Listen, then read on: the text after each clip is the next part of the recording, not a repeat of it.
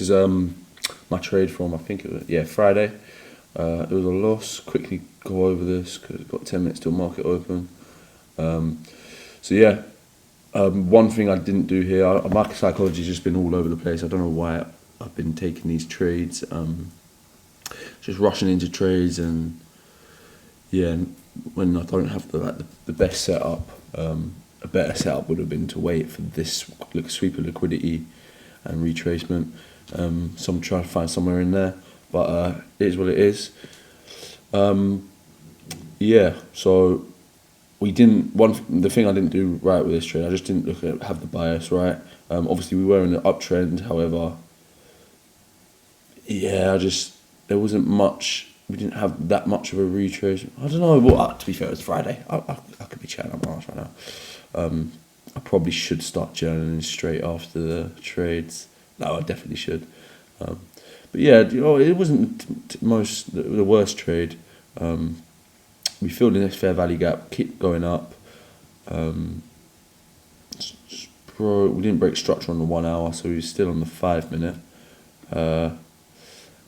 Broke structure on the 5 minute, or broke order flow on the 5 minute, by filling in this fair value, inversing this fair value gap here. Inverse that fair value gap. There was this tiny little fair value gap here, and that was my entry. Tapped in there. This is my first TP, but as you can see, we got swept out, and then it hit all of our TPs. So it's not a terrible trade. It is just annoying that we got swept out. This does happen quite often, but then it doesn't happen often enough for me to wait for this. So I'm a bit unsure on what to make of it. Whether to take this as we did have an SMT as well, I believe. Yeah, just as an off note. But yeah, because this happens where it sweeps this liquidity and then it sweeps our liquidity again, which I assume is the market taking out all the people that would have taken the trade that I have from the SMT concepts. So it would be a good idea to wait for the second sweep of liquidity of the first sweep of liquidity.